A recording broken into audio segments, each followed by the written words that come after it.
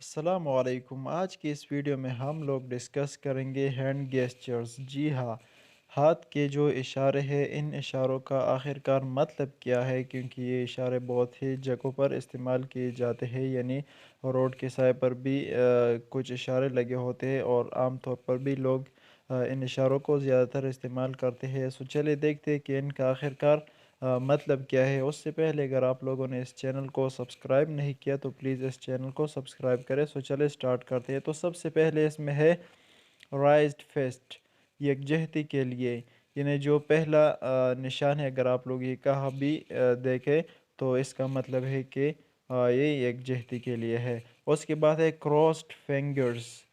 Crossed fingers خوش قسمتی کا اشارہ۔ جی ہاں، یہ خوش قسمتی کا اشارہ ہے۔ اگر یہ کہاں پر بھی ہو تو اس کا مطلب ہے کہ یہ خوش قسمتی کا اشارہ ہے۔ اس کے بعد ہے کال می، یعنی اگر تیسرے نمبر کا یہ اشارہ دیکھے تو اس کا مطلب ہے کال کرنا۔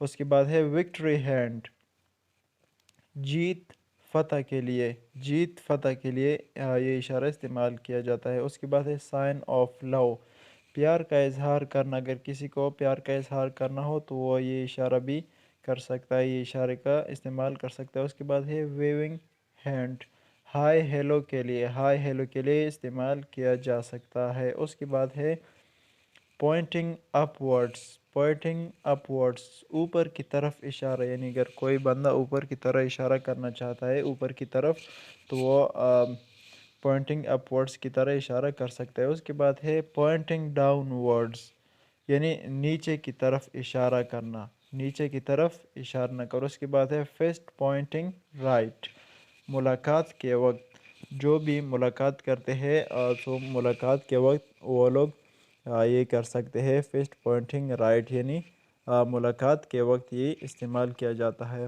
اس کے بعد ہے پوائنٹنگ ٹو دا لیفٹ، بائیں طرف، یعنی بائیں طرف جو بھی اشارہ کرتے ہیں وہ پہلے نمبر والے کو استعمال کر سکتے ہیں۔ اس کے بعد ہے پوائنٹنگ دا رائٹ، دائیں طرف، یعنی دائیں طرف جو بھی اشارہ کرنا چاہتے ہیں۔ اس کے بعد ہے ٹینس بائسیپس، طاقت دکھانا۔